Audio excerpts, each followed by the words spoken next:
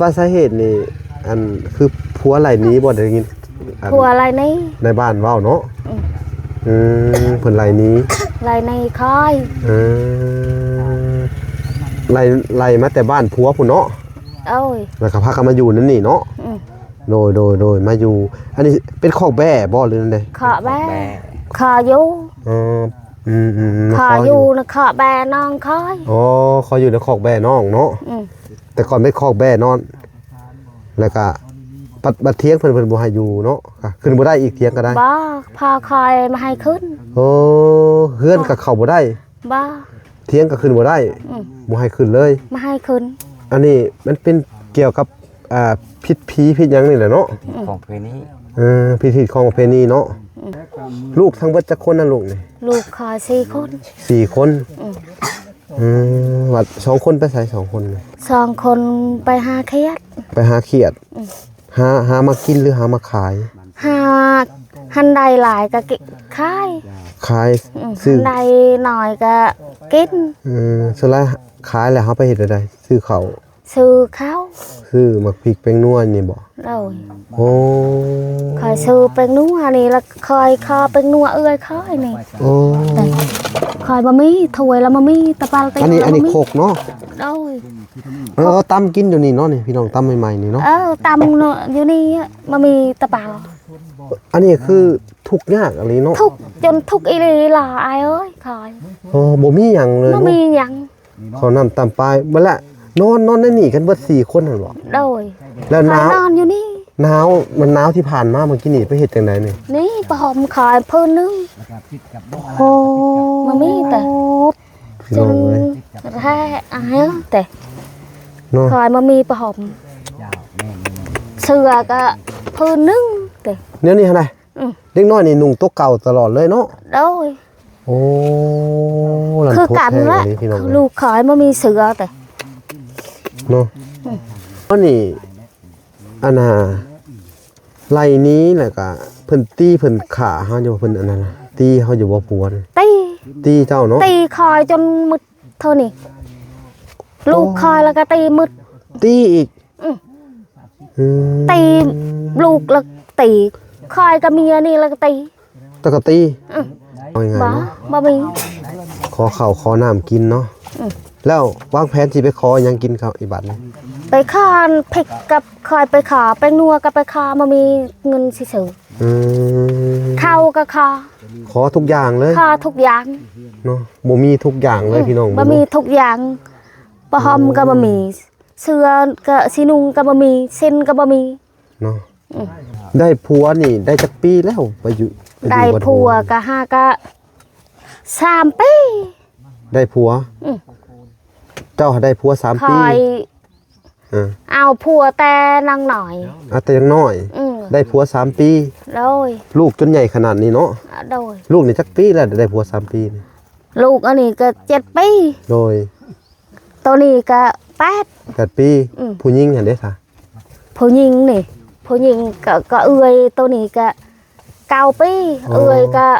ลูกสาวข่อยก็13ปีอ๋อและ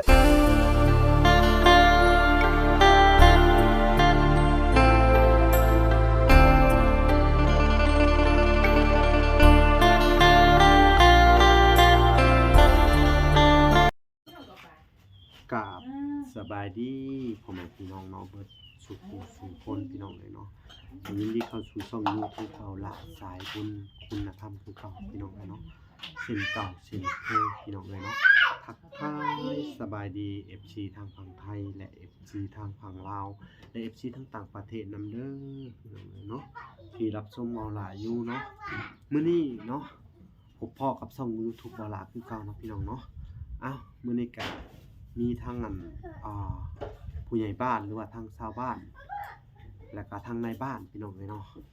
ได้มาขอความช่วยเหลือทางเมาหลาพี่น้องและก็ทีมงานเนาะให้ไปช่วยเหลือครอบครัวนึงพี่น้องเลยซึ่งเป็นครอบครัวแม่เลี้ยงเดี่ยวเนาะก็มีลูกกันอยู่5คนพี่น้องเลยเนาะเพิ่นว่าครอบครัวนี้ทุกข์ยากลำบากหลายพี่น้องเลยเนาะบ่มีข้าวบ่มีน้ำบ่มีบนอยู่อาศัยนอนในคอกแปะพี่น้องเลยเนาะ และเพิ่นก็ขอความช่วยเหลือเฮามา2-3ทิศแล้วพี่น้องเนาะแต่มื้อนี้เพิ่นก็โทรมาอีกครั้งหนึงเนาะว่าล่ะก็จะได้ออกไปติดตามเบิ่งเนาะว่าเรื่องราวมันเป็นจังไดพี่น้องเอ้ยเนาะและซึ่งเอ่อครอบครัวนี้พี่น้องเพิ่นว่ามาจากทางบ้านผัวเพิ่นว่าเนาะเลือกไปสู่ผัวแล้วก็ผัวไล่หนีเพิ่นว่าเพิ่นไล่หนีแล้วก็เอาเมียน้อยหยังนั่นแหละเนาะมาแล้วก็ไล่เมียใหญ่หนีพร้อมทั้งลูกอิหยังประมาณนี้เนาะเพิ่นเว้าแล้วก็กลับมาบ้านก็ทางนี้ก็ด้วยสิความที่เป็นฮีตชนเผ่าบูเนาะคือว่าฮีตลาวเทิงนี่บ่สามารถขึ้นเรือนขึ้นศาลเรือนเก่าได้เนาะพี่น้องเนาะและเพิ่นก็เลยขอความช่วยเหลือมายังทีมงานพี่น้องเอ้ยแหละว่าล่ะก็สิได้ออกไปติดตามเบิ่งแล้วก็เรื่องราวชีวิตของครอบครัวนี้เนาะพี่น้องเอ้ยว่าสิเป็นจังไดเนาะถือว่ารันทดเลยเพิ่นว่าเลี้ยงลูกกันแล้วก็บ่มีข้าวมีน้ำเนาะขอชาวบ้านกินบางคนก็ให้กินบางคนก็บ่ได้ให้กินแต่ว่าอันเรื่องการขาดแคลนหลายอย่างพี่น้องเอ้ยเนาะเพราะว่าเพิ่นกลับมาก็มาแต่โตเนาะคือว่าอยู่นำผัวก็ผัวเก่าเพิ่นนั่นก็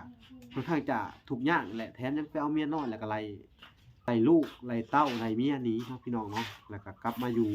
บ้านเก่ากลับมาอยู่บ้านเก่าก็เข้ามาอยู่ในเรือนในศาลเรือนหลังบ่ได้เนาะหรือว่ามาเรือนพ่อแม่ก็บ่ให้ขึ้นเรือนขึ้นศาลเนาะก็เลยบ่มีบ่อนอยู่อาศัยแล้วก็ไปหาอาศัยอยู่ในเถียงไร่เถียงนาไปหานอนคอกแบะเพิ่นว่าเนาะโอเคพี่น้องเอ้ยเรื่องราวนี้ว่าสิเป็นจังไดเนาะทุกคนเนาะฝากทุกคนเนาะไปเป็นกำลังใจให้ทางครอบครัวนี่แหละก็เป็นกำลังใจให้ทางวาลานำเนาะ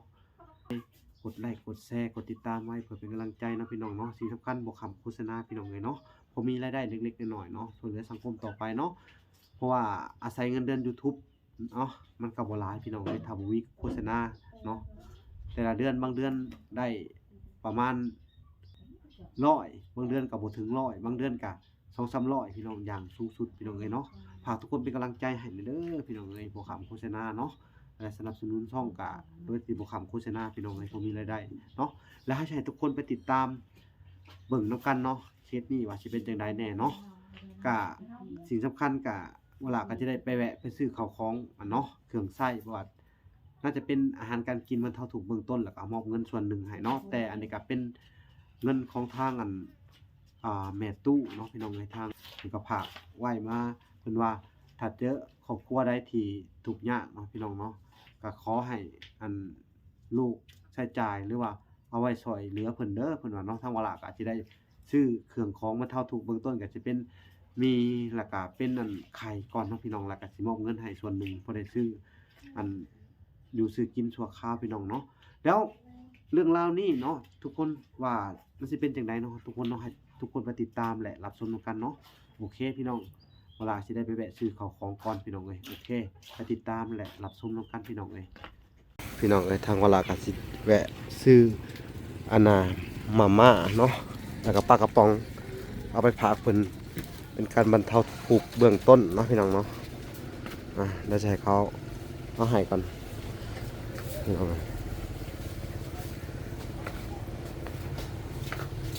เอามีแน่มีแก๊สหนึ่งเอาไว้ๆกันเลยเด้อตะไคร่แพงหนึ่งเด้อน้องเขาก็จะซื้อบรรเทาทุกข์เบื้องต้นก่อนแต่ว่าทั้งในบ้านเพิ่นการรายงานมาว่าน่าจะมีลูกเพิ่นหาคนนี่พี่น้องเนาะเรื่องมันต้องใส่หยังแน่เดี๋ยวจะเข้าไปเบิ่งในเบื้องต้นก่อนเนาะแต่ว่างบประมาณก็ใส่ของทางแม่ตู้ USA เนาะพี่น้องเพิ่นก็ฝากไว้ทางวาระเนาะเพิ่นว่าซื้อข้าวของ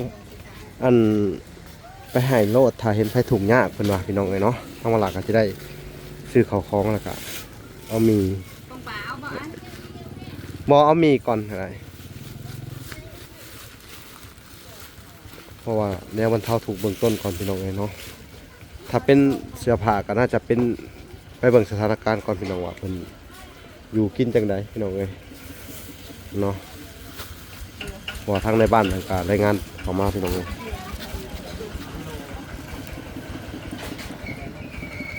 เท่าไหร่นี่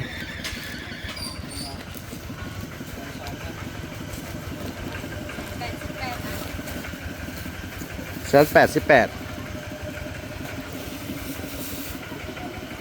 188,000พี่น้อง188,000นะเดี๋ยวเขาจะเข้าไปเบิ่งสถานการณ์ของพี่น้องเลยเนาะเขาก็ไปกับทีมงานพี่น้องมีทั้งบ่น้อยบ่พรพี่น้องเลยเพราะว่าทางในบ้านเพิ่นก็ขอความช่วยเหลือเข้ามาพี่น้องเดี๋ยวเขาจะเข้าไปเบิ่งอยู่บ้านเพิ่นเลยพี่น้องเลยเอ้าโอเคไปติดตามกันเลยเนาะว่าสิเป็นจังไดพี่น้องเลยไปเบิ่งเลยเนาะพี่น้องอ้าวพี่น้องเอ้ยเนาะก็เดินทางมาฮอดหมู่บ้านที่ทางอันในบ้านเพิ่นแนะนำแล้วขอความช่วยเหลือมาเนาะพี่น้องเนาะเฮาก็มาทางทีมงานทางบ่น้อยบ่พรเนาะพี่น้องเอ้ยทางเวลาก็อันนี้เนี่ยบ่พรก็มาอยู่ในเฮือนในบ้านแล้วเนาะสบายดีเด้อบ่พร สบายดี โดยเนาะก็มีผู้ใหญ่หรือว่าทั้งผู้ใหญ่บ้านเนาะ โอ้ ขอความช่วยเหลือมาทางทีมงานของเราเนาะก็เพิ่นก็ว่าให้มาเบิ่งครอบครัวที่อนาถาคนหนึ่งที่แบบว่าไปสู่ลูกสู่ผัวมา โอ้ แล้วก็อันเข้ามาบ้านแล้วก็บ่มีบ่อนอยู่อาศัยเพราะว่าบ่สามารถขึ้นเรือนหลังได้อหย่างประมาณนี้แหละเนาะนี่แหละทางในบ้านเพิ่นก็อยู่ในหันเนาะไปเดี๋ยวเราจะไปสอบถามเพิ่นในบ้านเรื่องราวมันเป็นจังไดเนาะเอาโอเคสบายดีเด้อในบ้าน เจ้าสวัสดี อ๋อคือซึ่งในบ้านนี่ก็เป็นบ้านหยังเนาะ บ้านปุง มันปง เจ้า อ๋อก็เห็นเจ้าโทรมาหาขอความช่วยเหลือหลายรอบแล้วเนาะ เจ้าเจ้า มื้อแม่นมื้อนี้ก็สิได้เข้ามาเบิ่งตัวจริงเนาะ เจ้านั่นแหละ คือครอบครัวของเราเนี่ยเป็นจังไดเนาะ กระย้อนทั่วเหล่าปะ เป็นจังไดเนาะ เพิ่นกลับมาจากเพื่อนของผัวแล้วก็กลับมาหาพ่อบ่มีบ่อนที่เพิ่งอยู่อาศัยหั่นแหละ พอบ่ให้อยู่นำสิเนาะ บ่ให้อยู่นำย้อนหยังย้อนทิศขอบเพยนี้ขึ้นบ่ได้ โอ้โดย ลาวจะเป็นอยู่นอนในคอกแบแล้ว น่าจะเป็นนอนของแป้ เจ้า จักมื้อเลยในมานี่ โอ้ยประมาณ2-3อาทิตย์กูนแล้ว โอ้ตอนนี้อยู่ใช้ตอนนี้หาเรานะ ยังอยู่หน้าผู้ใด โอ้แต่ว่าเข้ามาบ้านนี่มันก็บ่มีบ่อนอยู่บ่อาศัย บ่อยู่บ่อนอาศัยนะ ชาวบ้านเพิ่นก็บ่ให้อยู่ดอกเนาะ เจ้าแม่น อันนี้เป็นฮีตของประเพณีซุมเจ้าเลย เจ้าแม่นแม่น โอ้โดยเนาะ อยากขอความช่วยเหลือทาง FC ทางอันนั้นแหละ โอ้โดย พอเป็นไปได้ก็เบิ่งในหั่นแหละทุกอย่างอีหลีเฮ้ย อีหลีนะ ทุกอย่างอีหลี นอนในคอกแบ้เลยบ่ แม่นนอนในคอกแวอีหลี เดี๋ยวเฮาสิอันน่ะเข้าไปเบิ่งนี่แหละ แต่ว่า เจ้ เพิ่นมาแต่เฮือนผัวเนาะผัวไหลนี้ก็ว่าแม่น แม่นแม่น ผัวไหลนี้เนาะปะก็เลยก็ต้องไหลนี้เนาะ แม่นแม่น ประมาณนี้แหละพี่น้องเอ้ยเนาะน่าสงสารเดี๋ยว น่าสง ก็ สาร ซื้อข้าวของมาอยู่เฮาก็แวะซื้ออยู่ตลาดแล้วก็สิไปฝากไปต้อนเพิ่นอยู่เนาะ เจ้า เพราะว่า อันนั้น จักสิเป็นจังไดพี่น้องเฮาก็คือได้ข่าวหาคนมารู้เพิ่น เจ้า โดยเดี๋ยวก็สิให้ทางในบ้านนี่แหละจะหน่อยภาพทางทีมงานที่เฮาเข้าไปเบิ่งเด้อ เจ้า ใกล้เติบบ่บนเพิ่นอยู่ตอนนี้ โอ้ยประมาณหลักหนึงบ่สำนี้แหละ อืม สิบ่ฮอดหลักดอก แสดงว่าก็บ่ไกลปานใดเนาะ บ่ไกลปานใด อ๋อถ้าเกิดว่าอันก็สิไปเบิ่งแล้วก็ เจ้า ถามดูความจริงพี่น้องว่ามันเกิดอิหยังขึ้นแล้วก็เรื่องราวมันเป็นจังไดเนาะ แม่นแม่นแม่น และการช่วยเหลือกะทางสุเฮาก็ช่วยซ้ำที่ช่วยได้เนาะ จ้าจะบ่ แต่บ่ฮู้ว่าสิเป็นจังไดพี่น้องเอ้ยเอ้าให้ทุกคนไปติดตามและรับชมกันตอนต่อไปเดี๋ยวสิให้สิตามหลังในบ้านไปจักหน่อยโอเคพี่น้องเอ้ยโอเคพี่น้องพร้อมแล้วบ่บ่น้อยบ่พรโดยสวัสดีคือสิว่าไปทางผ่านทุ่งไร่ทุ่งนาไปนี่แหละเพิ่นว่าเนาะไปทางนี้บ่ล่ะไปเดี๋ยวเฮาก็สิได้ออกเดินทางไปหาครอบครัวนั่นเลยเนาะ บ่ฮู้ว่าเพิ่นซื้อจังได๋ก็ยังบ่ฮู้ดอกไปพี่น้องเอ้ยไปลุ้นนํกันนี่เข้าของกันพี่น้องเอ้ยเพิ่นเดี๋ยวสิพาไปแล้วพุ่นพี่น้องพี่น้องเอ้ยออกเดินทางกันเลย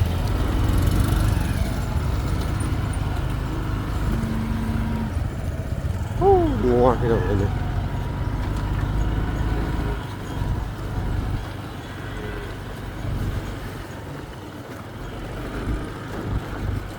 ค่อนข้างจะลำบากนะคนทางพี่น้องไปผ่านตรงไหนตรงหน้าไปเนี่ย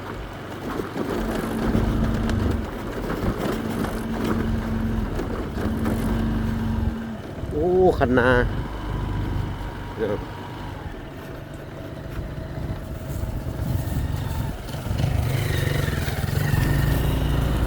เนาะ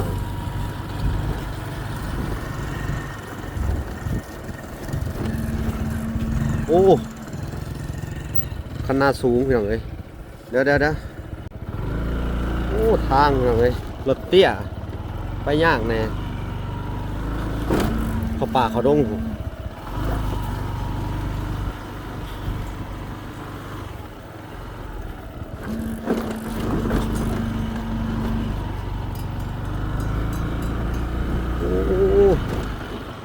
หน้าแรงพี่น้องกูงวกก้อยมากินน้ำอยู่ในน้องสาดเลย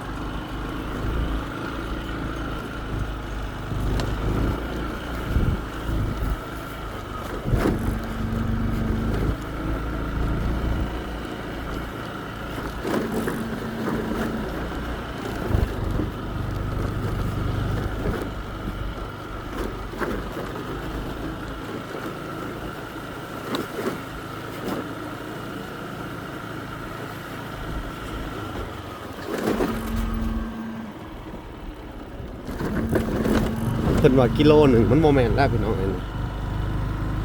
ระดับ2ผมไปจาก2หรือ3ผมไปจากพี่น้องเลยต้องขึ้นห้วยลงห้วยโอ้โธ่ลงห้วยอีกพี่น้อง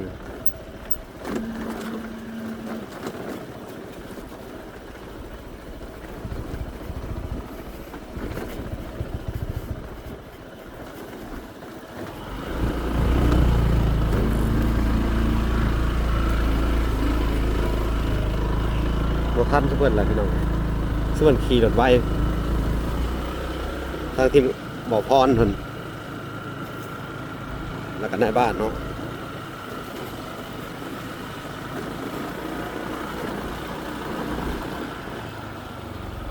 โอ้ทางพี่น้องเอ้ยคุณควันกุ้ม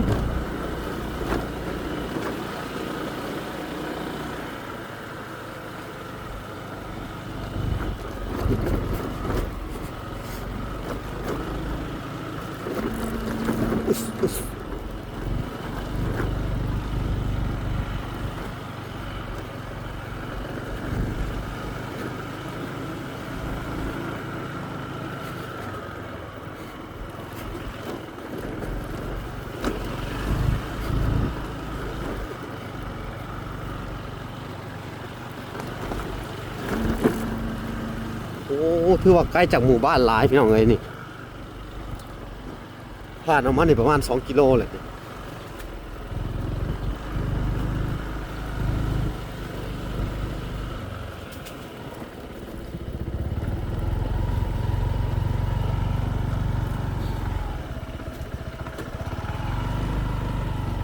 ใกล้จากหมู่บ้านหลายพี่น้องเอ้ยแต่ทางนั้นห่อบัตรเห็นแต่ห้อยตีนไปทางนู้นห้อยตีนรถอุ๊ยอุ๊ย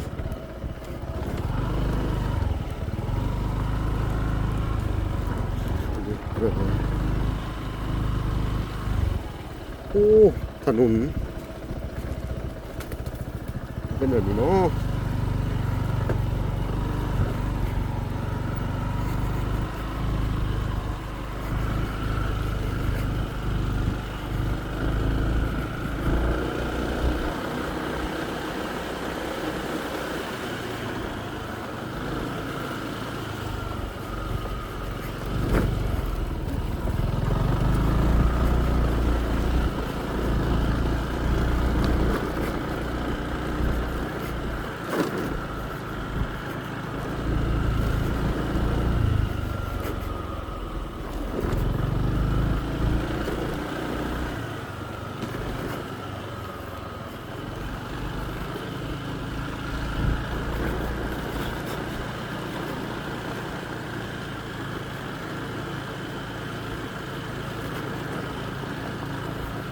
ก็โทษพี่น้องเอ้ยไกลไกลแห้ง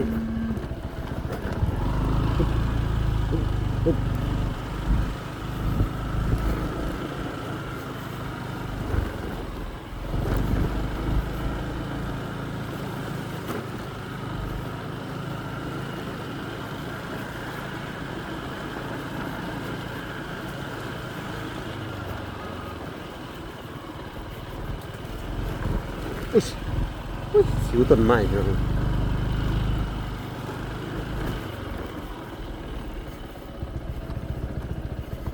เข้าป่าเข้าดงเป็นทาง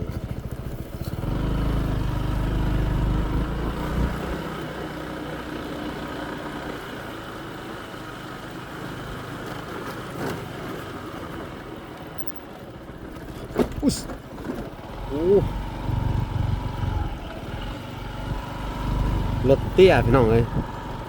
ค่อนข้างจะลำบาก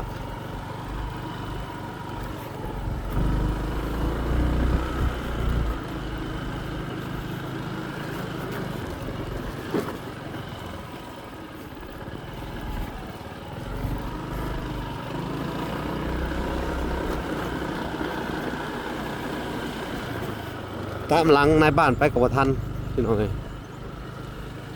เพิ่นน่าจะไปเส้นนี่แหละ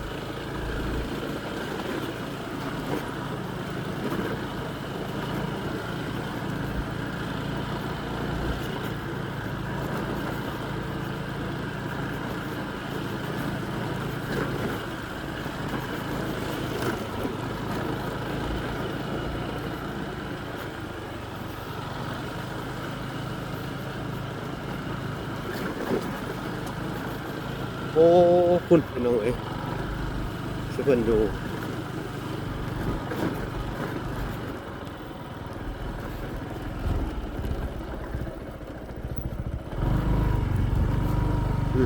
พี่น้อง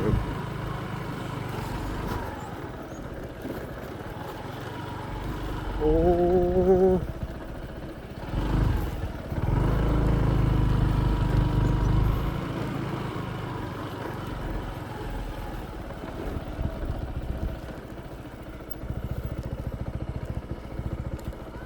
พี่น้องเอ้ยเนาะ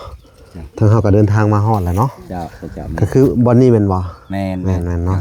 ก็คือว่าทางนั้นบ่น้อยก็บ่พรเพิ่นถ่ายแล้วเดี๋ยวเขาเข้าไปก่อนเนาะไปนำพาไปทางนั้น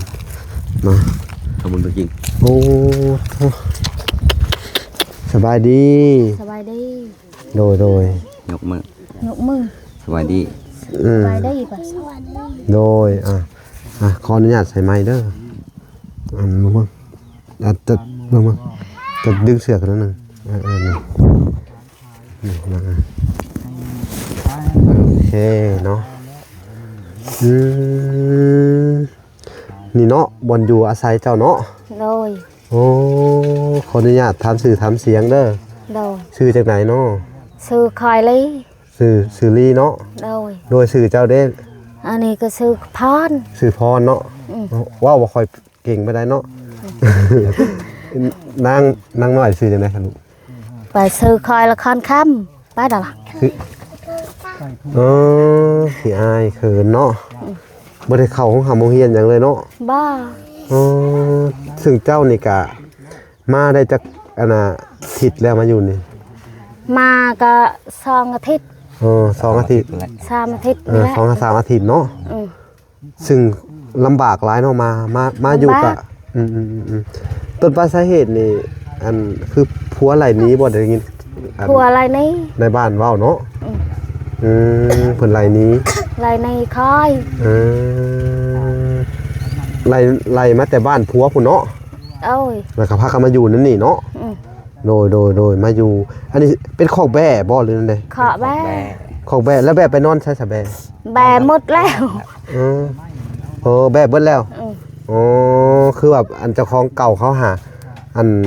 ให้มาอยู่นั่นนี่บ่หรือว่ามาขออนุญาตเขาอยู่ ขออนุญาตอันแล้วขออยู่นะ ขออยู่ ขออยู่นะขอแบน้องคอย เขาอยู่ในคอกแบ่น้องเนาะแต่ก่อนไม่คอกแบ่นอนแล้วก็บัดเที่ยงเพิ่นบ่ให้อยู่เนาะขึ้นบ่ได้อีกเที่ยงก็ได้ บ่พอคอยมาให้ขึ้น เฮือนก็เข้าบ่ได้ บ่ เที่ยงก็ขึ้นบ่ได้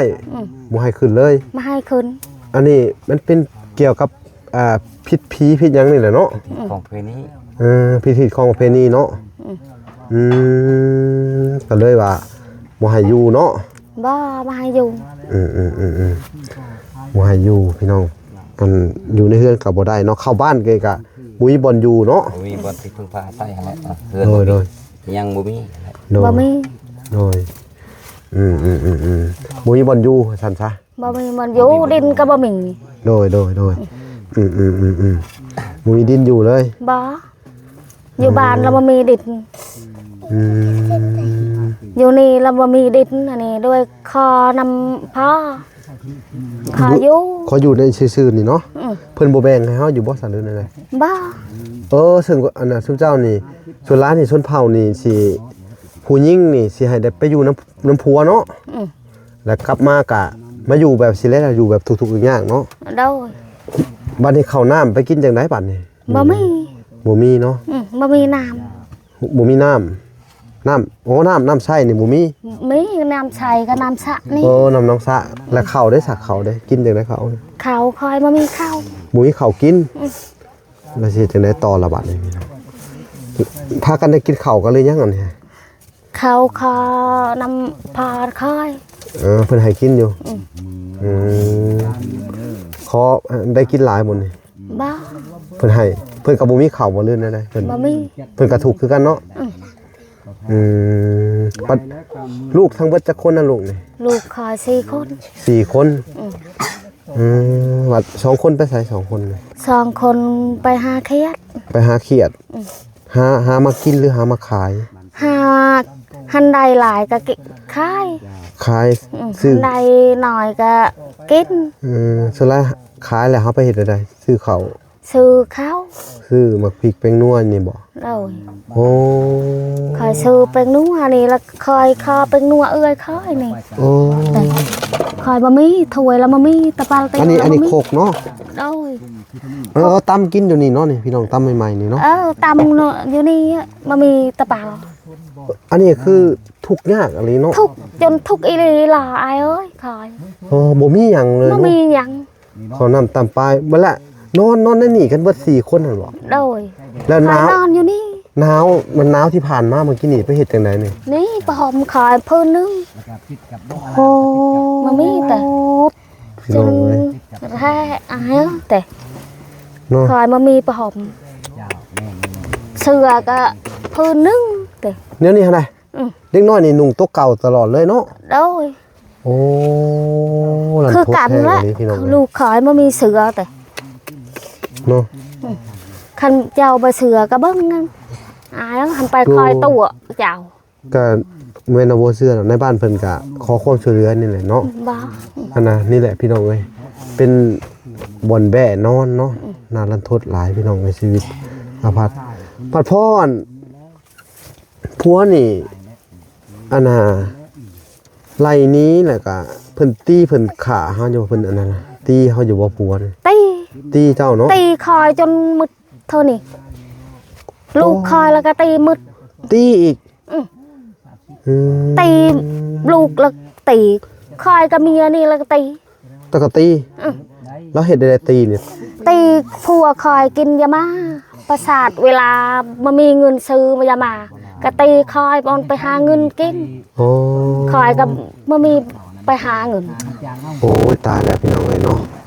ก็คืออันว่าปัญหาที่เฮ็ดอยู่ก็คือรับติดยาบ้าแล้วตีเนาะไหลหนีว่าสิเนาะ พวกเจ้าบ้านนี่โหดอะไรได้พี่น้องเอ้ยเนาะอันตรายบ่ห่วงฮอดลูกเต้าเนาะมึงดูลูกเต้าของมอมแมมบ่ได้อาบน้ำอาบในกันบ่เลยนั่นแหละ บ่ เมืองมือหั่นล่ะหน่อย แต่ นี่มือเจ้าไปเฮ็ดได้มาน่ะเมืองดูมือ เอาน้ำเมียล่ะ หั่นเล็บเบิ่งหน้ามารุ่นน่ะนี่พี่น้องเอ้ยเนาะก็ง่ายก็คือ อันลำบากอะไรพี่น้องเอ้ยเนาะบ่อยู่อาศัย ลำบากได้ขอ ถ้วย ได้ บวง อายเอ้ย คือบ่มี มามีแต่มามียังแต่ถ้วยก็ ขอเขาหน้านี่เลื่อนได้ อันนี้ คอย ขอน้ำไผ่นี่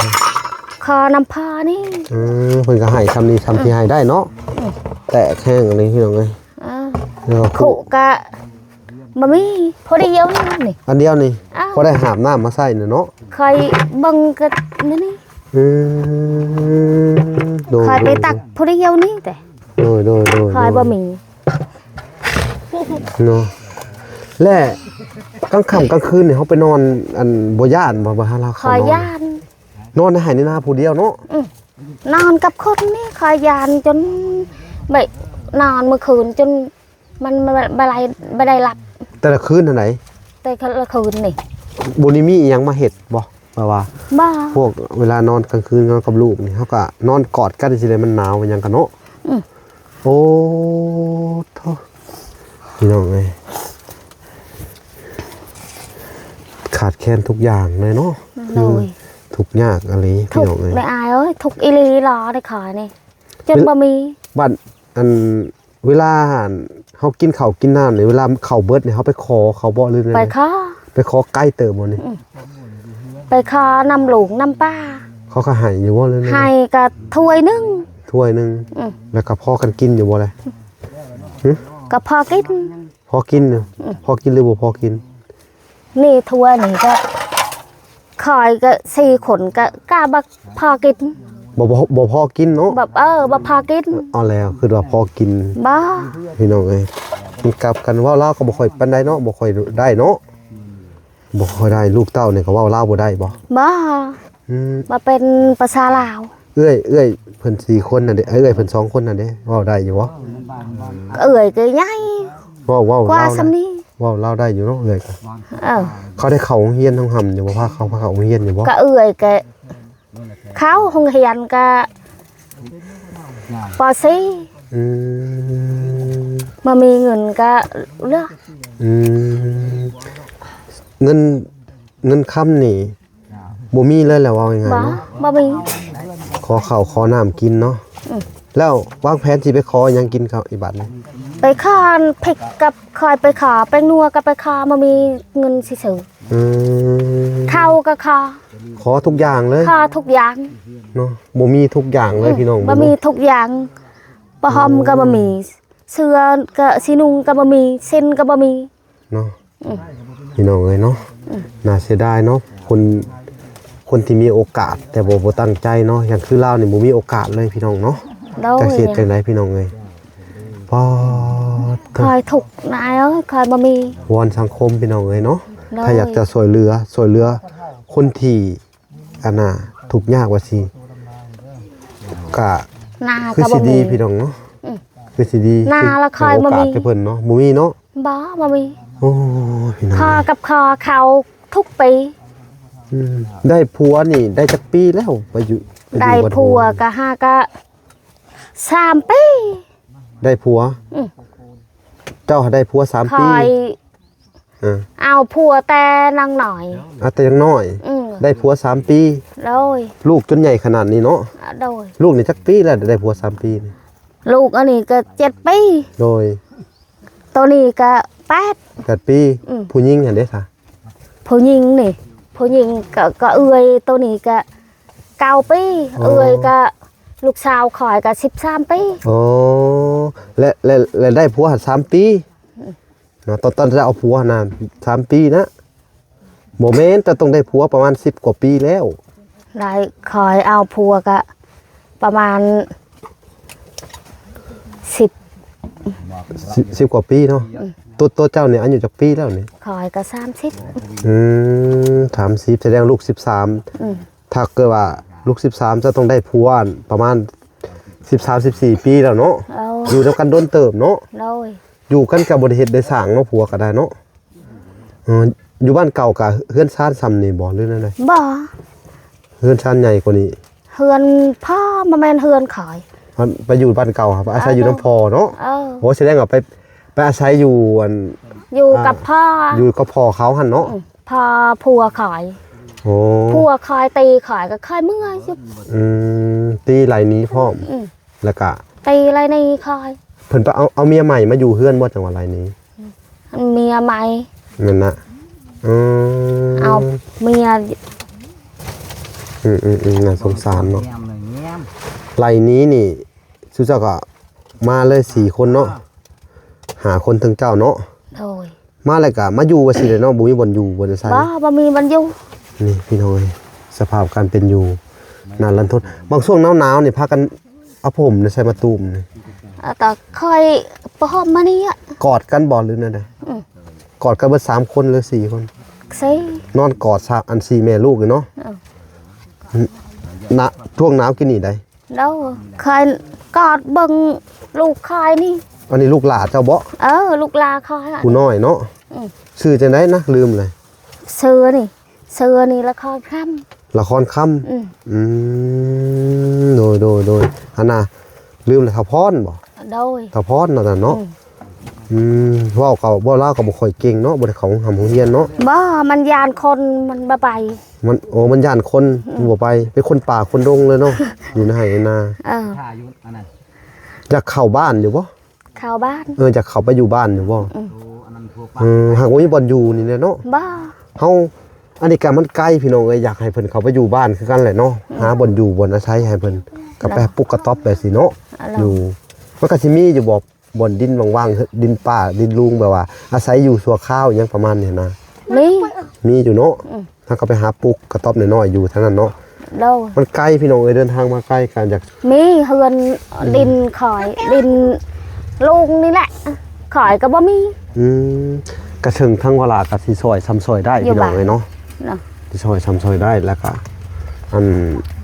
ถ้าสิเฮ็ดได้ก็บรรเทาทุกข์เบื้องต้นก็เฮาก็ได้ซื้ออันมีกับมาม่าเด้อมาผากมีก็มีนั่นแหละเด้ออันมาม่าไว้ๆแหละ โดย แล้วก็เป็นอันไข่น้ำเด้อ โดย พี่น้องเอ้ยเอาก็สิแนวผากนอนนี่แหละทุกข์ยากอีหลีพี่น้อง ทุก เอ้ย ยากได้ขอยบ่มี ไผพาก็บ่มีปลาเบ็ดก็บ่มีจนมืดตึก มืดตึ๊บเลยโมแบตก็บ่มี บ่ หัวโคมนี่เนาะ บ่มี โดยลำบากหลายเนาะลูกเต้าก็จะบ่ได้เข้าโรงเรียนเนาะ บ่ อันนี้สุดๆเลยนอนในคอกแบะเนาะ โดย ตอนน่ะฮะอันตอนมาทีนะฮะแบะยังอยู่บ่หรือว่าเขาขายแบะเบิดเลย บ่มี เป็นอันบอลคอก ไป แบะ เก๋ เก่า กิมีแบะละน้องคอยคายมืดแล้ว แล้วก็เลยมานอนในคอกแบะนี่เนาะพี่น้องเอ้ยเนาะ อันนี้แล้วขอนำน้องก็น้องมาให้ละคอยคอจนมืด ขออยู่นี่ได้ คออยู่ ซึ่งน้องก็คือสิอันน่ะแท้ซะ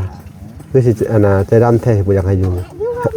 มาให้อยู่ก็น้องมันขี้เลียดคอย ไม่ขี้เดียดอีกมันเร็ว ขี้เลียดคือกันพอคอยแล้วขี้เลียด ขี้เดียดคือกันเนาะพ่อก็บ่ให้อยู่อีก บ่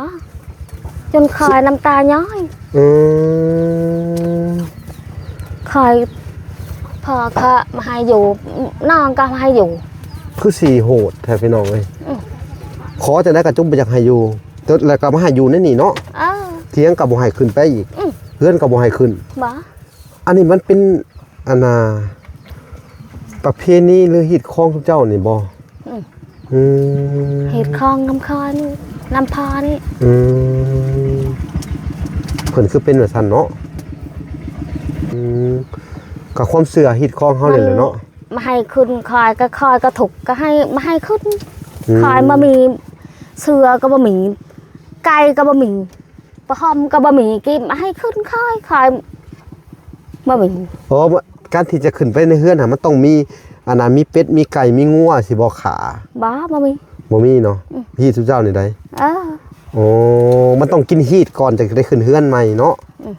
แค่ว่ามีหยังก็บ่มีแล้วก็ขึ้นบ่ได้เลย บ่ขึ้นบ่ได้ ต้องออกเฮือนต่างเลยเนาะเฮือนต่างก็สิเล่นให้เข้าบ้านกับมุ้ยบนอยู่อาศัยเนาะชาวบ้านเพิ่นก็บ่ฮับแล้วบ่แม่นพี่แม่นน้องเนาะบ่ฮับไปอยู่นำเลยเนาะก็เลยมาอาศัยอยู่แบบสิเนาะหมอนกับอันเดียวเฮาบ่หมอนค่ะผมนี่2พื้น 2พื้น เอาเวลานอนกันนี่นอนเรียบไปเลยเนาะบ่มีหมอนหยังหมุนเลยเนาะ บ่มุงก็บ่มี โอ้ลำ มุ บาง ก ละคอยบ่มี สู้เด้อสู้ โดย ให้กำลังใจ เดี๋ยวเฮาสิไปเอาอันน่ะเด้อ โดย ไข่กับอันน่ะมาให้เด้อ โดย พี่น้องบรรเทาทุกข์เบื้องต้นก่อนพี่น้องโดยสาธุดำเนินเอาโอเคพี่น้องเอ้ยพี่น้องเอ้ยพี่น้องเอ้ยมาเจอเคสนี่กันหนักใจหลายพี่น้องเนาะเดี๋ยวเวลากะสิเอาอันน่ะเข้าของที่ซื้อเป็นไข่แล้วก็มีเนาะเอาไปให้เพิ่นก่อนพี่น้องเอ้ยเนาะ อีดับ พี่น้องเอ้ย โดย นี่เด้อ สบายดี อ้ขอบใจสิเหมือนสบายดีอันนี้เป็นไข่เด้อ โดย เป็นไข่กับมาม่าเด้อ โดย มอบพระเจ้าโดยพี่น้องเอ้ยหลังจากอันมอบข้าวของให้เพิ่นเสร็จแล้วก็มีทั้งลูกเจ้าอีบ่มานี่เนาะ อันนี้ แม่น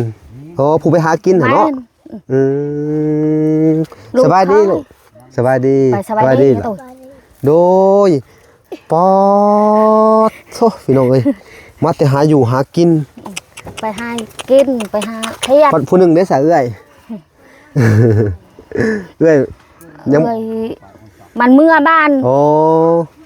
เมื่อบ้านเนาะยังเหลือแต่ส่งน้องมาขึ้นไปผู้ลูกขึ้นไปผู้ ซะเด้อ ขึ้นไปอ่ะ ซะนอนซะ ว้าพี่น้องเอ้ย หลายเนาะ หลายอะไรมันเป็นย่านี่ฮะกระปูเนาะนี่ฮะ กระปู ไปขุดไปเส้นนี่ฮะตัวไอ้เนาะ กระปูเขาเลย เขียดจนเต็มของพี่น้องนี่ไปหาขุดนั่นได้นี่ฮะ ขุดอยู่ห้วยนี่แหละ ปอดโธ่เฮ้ยเอาเบิ่งดูเขียดอันนี้ร้อยเนาะ แต่กบ โอ้ยได้กบพร้อมมันนี่ กบช่อง กบสองโตวโอ้เขียดขยันอันนี้อันนี้ลูกหล่าอ๋อพี่น้องเอ้ยแต่ละมื้อหากินแบบสิเนาะแล้วก็เอาไปแลกข้าวว่าบัดนี้ อันนี้ไปแลกข้าวบ่มีข้าวกินมื้อแลง พี่น้องเอ้ยบ่มีข้าวกินมื้อแรงสิไปแลกสองคนเจ้าเดี๋ยวว่าไปหาลูก 2 คน โดย ไปกับเอื้อยไป แม่นบ่ ไปเด้อ บ่ลาก็บ่ได้เนาะชื่อจะได้นั่นนี่ฮะ ซื้อตุ้ย ชื่อตุ้ยเนาะอ๋อเอื้อยหาไปพุ่นอันเข้าบ้านแล้วเนาะ พี่น้องเอ้ยสุดยอดเลยแต่ละมื้อนี่ได้ซ้ำนี่แต่ละมื้อไปหาเขียดเนาะได้หลายกว่านี้ก็มี เวลาก็มีเวลาก็บ่มี อันนี้มันหอยยังเนี่ยหอยจังกว่ากับปูได้นอน กระปู เฮ้ย ห้วย เป็นไข่ด้วยเนาะ ไข่แล้ว กับปูไข่แล้วนี่ฮะกับปูยังไงฮะ กระปูห้วย กับปูหวยปูคายเนาะอ๋อน้องตุ้ยอันนี้เนาะพี่น้องเนาะแต่ว่าคนหนึ่งซื้อจะได้คนเอื้อยฮะ ซื้อสุกซะได้ สุขสดี อยากเข้ามันเมื่อบานแล้ว เมื่อขอข่าวกินเมื่อหาขอข่าวสักวัน ไปคออยู่บ้านนี่แหละ ไปหลอกคอน้ำเอื้อยน้ำน้องอยากเขาแล้วเอ้ากับมิแต่มาม่าลวกก่อนเด้อให้ลูกกินมันอันนั้นก่อนกับไข่เด้อ ขับใจ โดยเอ้า ขับใจได้ โดยอันนี้ก็เป็นของข้างอันเมตู้เด้อ โดย ดีใจบ่ลูกได้กินสิได้กินมาม่า ไปเด้อ สิได้กินไข่เนาะ น่ะ ดีใจบ่ตรงตุ้ย ไปดีใจ พี่น้องเอ้ยเจ้าได้ซะ ไปดีใจไปเด้อ ดีใจเนาะพี่น้องเอ้ยเพิ่นสิได้กินอันนี้เคยได้กินอยู่บ่ไข่อันนี้ บ่มามีเงินซื้อ เคยได้กินอยู่บ่มีบ่ตุ้ย ไปบ่มี บ่เคยแต่เคยได้กินเนาะบ่เคยได้กิน บ่เคยกิน ดีใจ สิได้กินไข่แล้วบัดนี้พี่น้องเอ้ยเครียดป๊อด เจ้าจะกินก็คอยแบ่งกัน ฮะ เจ้าจะกินเขียดก็คอยแบ่งกัน โดยสิเอาเงินให้เด้อเอาอันนี้ครับว่าไปต้มมาม่ากินก่อนก็ได้เด้อเอามาม่าไข่นี่แกะให้ลูกเอาไปต้มกินอยากเข้ามาแต่หาเครียดพี่น้องเอ้ยรันทดอลีบาทนี่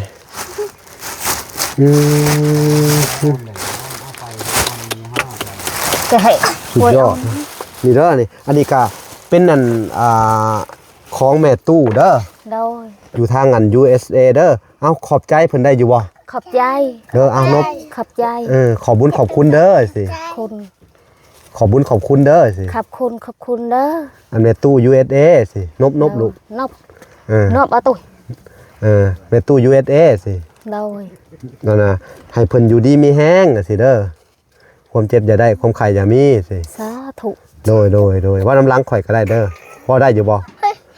ขอบคุณเพิ่นได้อยู่บ่ บ่เขาไปจัก บ่จัก เอ้ากะเพิ่นก็สิขอบคุญขอบคุณบ่เก่งเด้อทางแม่ตู้เอ้ยทางแม่ก็ขอโทษขออภัยเนาะทาง FC หลายๆท่านเนาะทางสาวลีเนาะทางสาวลีเพิ่นก็เว้าบ่ค่อยเก่งแล้วก็ทางลูกๆเพิ่นก็เว้าบ่ค่อยเก่งเนาะ โดย เอาผัวก็เอาแต่ยังน้อยเนาะก็เลย ให้เอาเตยต้อง แม่นก็ไปอยู่ใน อยู่ ชนบท พ่อ ไปอยู่ในชนบทอะไรหยังแล้วก็เว้าลาวบ่ค่อยได้ปานใดเนาะส่วนหลายก็บ่ได้ค่อยเว้าลาวกันเนาะว่าแต่ภาษาเราวเทิงเนาะ โดย ก็เลยสื่อสารภาษาลาวก็ค่อนข้างจะลำบากหน่อยเนาะ โดย ขอบใจก็ยังบ่เป็นเนาะ โดย ยังบ่เก่งปานใดเนาะเอ้าพี่น้องเอ้ยก็ขอโทษขออภัยนำ ครับ เอ้าขอให้ชุมเจ้าสู่ต่อไปเด้อ ได้ อันนี้ก็เป็นอันนั้นนำจิตนำใจจากทางแม่ตู้เด้อ โดย ขอให้อัน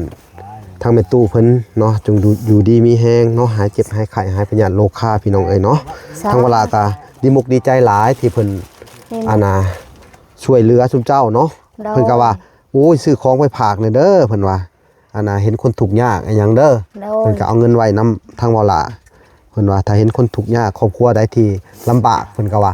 อานาให้ซื้อของไปฝากแน่เพิ่นว่าเด้อ โดย แล้วก็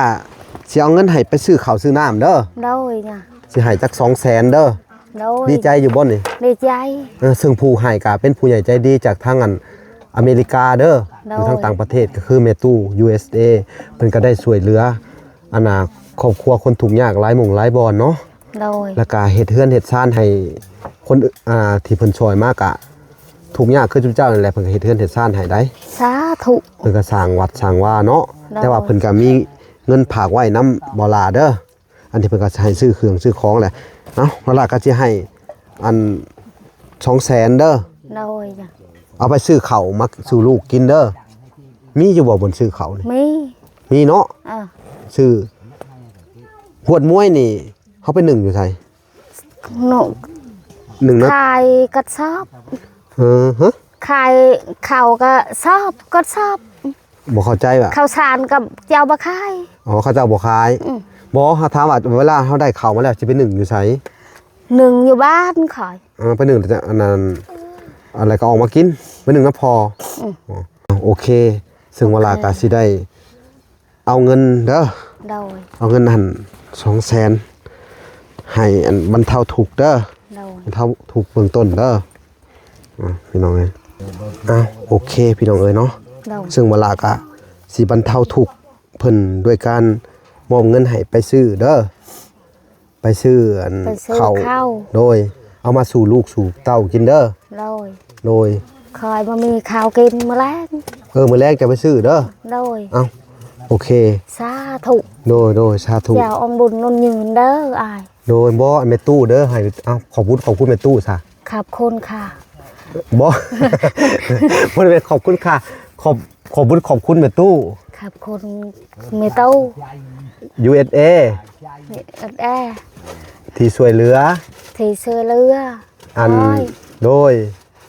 ให้เจ้าอยู่ดีมีแห้งเด้อสิ เจ้าอยู่ดีไม่แห้งเด้อ ความเจ็บอย่าได้ ยำความเจ็บอย่าได้ ความไข้ อย่ามี โดยสาธุ สา เนาะ ธุ อ้าวดีใจเหรอ ดีใจ ดีใจอยู่วะลูก ไปดีใจไปละ ดีใจ เจ้าเด้ ไปละ เออ ไปแล้วล่ะ เจ้าเด้สะดีใจเนาะเอาได้ทั้งเงินได้ทั้งไข่แล้ววันนี้สู้ๆเด้อ เรา ให้กำลังใจสู้ต่อไปเนาะเอาโอเคพี่น้อง โอ เอ้ย เค เนาะนี่แหละ อันทางอันบอลเพิ่นอยู่ ขอบ ค่ะ ใจ พี่น้อง หลาย โดยพี่น้องเอ้ยนี่บอลเพิ่นอยู่ค่ะพี่น้องเอ้ยก็สิเป็นแบบนี้เนาะนี่พี่น้องเอ้ยเอาผ้าวัดมาคุมเนาะนี่บอล ๆ เพิ่นดังไฟ กูบัด เฮ็ดอยู่เฮ็ดกิ เดี๋ย น วไอ้เจาะเอานะ พี่น้องเอ้ย จะโยนแสงเลยไอ้เจาะ มัน เนี่ย พุด เนี่ย อัน พวก นี้นี่นอนในคอกแบะ đấy chưa thông qua là quay bàn không còn leo chưa on thông quay bàn ngồi chưa này cuột vậy โอ้พี่น้องเอ้ยเนาะอันน่ะเฮ็ดได้กินสิไปขายแบบได้บัดนี้อันนี้ครับ anh này โดย khai เสียไปขายหลอกขายใส่ถุงขายเนี่ยบ่ đâu โดยsao นี่ ngay แหละ thông พี่น้อง vậy เลยเนาะ quay bàn con คร ăn อบ hả ครัวเพิ่นอ๋อทุกบ่ขึ้นบ่พันเลยว่าสิมาเจอแบบนี้เนาะพี่น้องทุกอย่างลำบากอะไรเนี่ยเจ้าเช็ดหน้าน่ะเจ้าเช็ดหน้าใส่ถุง chị khỏi chị bàn gặp nhau cầm Ủa? cho kinh โอ้สิเอาเขียดให้ โอ้โหโอ้พี่น้องเอ้ยเพิ่นก็ใจดีอีหลีเขาว่าชนะกับอันเจ้าบ่ขายบ่ซะเอาไปขายบ่ซะ bò เพิ่นสิเอาให้พี่น้องก็สิเอาเขี chị ยด hai cháu โอ้เอาพอได้กินซื่อๆก็เด้อที่เหลือก็เอาไปขายเด้อ โดย ขอบใจพี่น้องเอ้ยโอ้ยพี่น้องเอ้ยใจดีอีกคนก็ได้เนาะคือหาเขียดเก่งแท้เขาไปแต่เช้านี่พวก ไป นี้ ดูก่อน บ่ลูกตุ้ยไปแต่เช้าพุ่นบ่ ไปแต่เช้าไปเด้อ โดยกินข้าวกินน้ำแล้วบ่บัดนี้จัง บ่ไป บ่ทันได้กินเนาะไปต้มอันนี้ไปเอาดิน้ำน่ะต้มให้น้องกินเด้อมีเด้อ เด้อ อ่ะพี่น้องเอ้ย กบนี่ บ่เอาไว้ให้เจ้ากินซะเด้อกบก็ได้เรืออะไรแล้วแต่เอ้าพี่น้อง พี่น้องเอ้ยแล้วเสร็จจังได๋พี่น้องเอ้ยปานนี้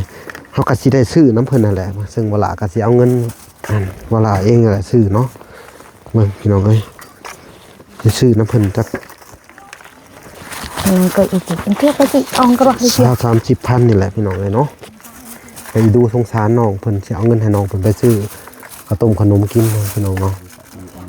พี่น้องเอ้ยพี่น้องเอ้ยเนาะซึ่งทางนั้นเอื้อยเพิ่นก็ใจดีเนาะ โดย สิเอาเขียดให้ คอยสิให้เจ้า โดยขอบอกขอบใจหลายเด้อ เจ้าก็คอยให้ขยันคอยลาย เขียดหลายเพิ่นก็คือว่าเฮาก็บ่ได้เอาซื่อๆเด้อ โดย ทางเวลาก็สิได้อันน่ะซื้อเอาน้ำเพิ่นให้กำลังใจน้องๆเพิ่นเด้อ50,000เด้อ ขับใจ ให้เจ้าอันเอาไปเพิ่มใช้กับเงินทางแม่ตู้เนาะทางเวลาก็นี่แหละได้มากก็บิแบ่งปันกันอีกที่สงสารเพิ่นพี่น้องเอ้ยก็บ่ได้เอาพี่ดอกเนาะก็มีแต่สิให้กำลังใจน้องๆเพิ่นไปหาอยู่หากินอีกต่อไปเด้ออันน่ะสู้ๆเด้อ โดย เป็นกำลังใจให้คือเก่าเด้อ โดย สู้ต่อไปเด้อกับลูกกับเต่าเด้อ ขับใจ เป็นจังได๋กะผู้แลเฮามารอบหน้าผู้แลจังอันน่ะมาเบิ่งกันใหม่อีกทีนึงว่าสิเป็นจังไดเนาะว่าสิการช่วยเหลือก็สิมีอิหยังแน่เนาะพี่น้องเอ้ยเอ้าพี่น้องเอ้ยซึ่งเคสนี้ก็น่าสงสารหลายพี่น้องเอ้ยไผสิอยากช่วยเหลือเนาะทั้งครอบครัวนี่ก็ได้พี่น้องเอ้ยซึ่งเป็นครอบครัวแม่หมายนี่แหละเนาะแม่ห้างแม่หมายพี่น้องเอ้ยผัวไล่หนีผัวถูกผัวตีเนาะตีฮอดลูกฮอดเต้าเนาะ โดย ก็น่าสงสารเจ้าเด้อมีฮอดเขาวฮอดน้ำพี่น้องเอ้ยทางอันในบ้านเขาขอความช่วยเหลือมาโอ้เครียดเพิ่นก็ให้หลายอีหลีหรอพี่น้องเอ้ยนี่ก็สิประมาณนี้แหละพี่น้องเอ้ยนี่ ประมาณหา6กรัมนี่ มา แม่ หาน โลละ บ่เป็นหยังเกือบฮอดโลก็เอ้าเด้อนี่50,000เด้อ ขับใจ โดยขอบใจหลายๆขอบ ขับ ใจ ใจหลาย โดยขอบใจเจ้าคือกันเด้อเอาไปซื้อข้าวซื้อหยังให้ลูกกินเด้อ ๆโดย เก็บไว้ดีเด้อเงินลูกบ่เป็นคนเก็บเงินหรือว่าเจ้า คอยนี่แหละ อ๋อแต่ ถ้าอยากได้ก็เก็บเอาไว้ ให้เก็บไว้ก่อนบ่ โดยอ้าวโอเคพี่น้องเอ้ยเนาะ โอเค ในส่วนที่เหลือจะเอาไปขายเด้อ โดย เอาไปขายเฮาก็ซื้อเอาเล่นตัวนี้เนาะตัวนั้นก็ได้อยู่ดอกตัวนั้นก็เนาะขายเพิ่มกันพอได้ซื้อข้าวซื้อน้ำเนาะเป็นตาอีดูน้องตุ้ยแล้วก็ไผลูกกกเจ้าซื้อคนหนึงอ่ะน้อง กกคอย ลูกกกเจ้าซื้อจังได๋ ซื้อตุ้ย ซื้อตุ้ยเนาะแล้วก็อีกน้องคนหนึงอีกพี่น้องเอ้ย อ่ะ น่าสงสารครอบครัวนี่ก็ได้เอ้าโอเคพี่น้องเอ้ย โอเค คลิปนี้ก็สิได้จบก่อนพี่น้องเอ้ยคราวหน้าก็สิได้หรือว่าเทื่อหน้าสิได้เข้ามาเยี่ยมยามใหม่อีกทีหนึ่งเด้อ โดย เนาะหรือว่ามันไกลหลายกะสิคุยกับในบ้านเบิ่งว่าอันให้เจ้าเข้าไปอยู่บ้านก็ได้เนาะ โดย อันนี้มันไกลทางทางมาพี่น้องเอ้ยเนาะเดี๋ยวสิคุยกันในบ้านอีกทีหนึงเพิ่นในบ้านพี่ดูโดยมาพี่ก็ได้นะเอาสิคุยกับในบ้านอีกทีหนึง โดย คันว่าไปปลุกกระต๊อบอยู่บ้านนี่สิได้อยู่บ่ ได้อยู่ดอก หาอยู่แถวดินแค่ข้างเฮือนเจ้าก็ได้เนาะ เจ้านะ โดยพอสิได้เข้ามาอันสะดวกสบายเข้ามาช่วยเหลือเรื่องมาถ่ายทำสะดวกสบายต่อเนาะหรือว่าจังไหนก็อยากให้เพิ่นไปเฮ็ดกระต๊อบไว้พุ่นก็ได้ โดย เนาะบ่อนใดก็ได้ก็หาทางหน้าบ้านช่วยเราได้บ่เฮ็ดกระต๊อบเฮ็ดหยังอะเนาะ ได้ พอให้เราไปอยู่เฮือนอยู่พูดก็ได้ อันนี้มันใกล้ โดยแม่ ทางมันก็บ่ดีเนี่ยมาตรงไหนตรงหน้าเนาะ เจ้าแม่ โดยเอ้าขอบคุณขอบใจในบ้านกันเนาะ ขอบใจกันเด้อทาง ที่ว่า เบอร์ โดยก็ที่ว่าช่วยเหลือเพิ่นยังบ่ทิ่มบ่ปะเนาะ เจ้าแม่ ถ้าบ่ได้เจ้าก็สิว่าจะได้เจ้า กับลูกบ้านของเจ้าเนาะพอกลับคืนมากอ่ะเจ้าก็ต้องหับเอาแม่นบ่ เจ้า หับแล้วก็ติดปัญหาบ่อนอยู่บ่อาศัยเลยเนาะบ่มีบ่อนอยู่ นะได้ บ่มีบ่อนอยู่บ่มีดินมีหยังก็พาน้ำเจ้าแหละ เจ้าเจ้าได้ เฮ็ดหยังให้ลาวเนาะ เจ้าเจ้า โดย เด้อ เอ้า เจ้า โอเคเด้อ ทางเวลาก็สิได้ สบายดี ขอตัวอัน เจ้าเจ้า อันน่ะลำลาไปก่อนพี่น้องก็สิได้กลับบ้านก่อนเด้อโดยขอบใจหลาย ขอบใจ โดยโอเคเอา สาธุ โดยโอเคพี่น้องเอ้ย โอเค เวลาก็จะได้ขอตัวลำลาไปก่อนคลิปนี้พบพอกันใหม่อีกคลิปหน้าพี่น้องคลิปนี้ขอกล่าวคำว่าสบายดีและสวั ส ส บาย ดี ดี บ๊ายบายพี่น้อง บ๊าย พบ บา กันใหม่ ย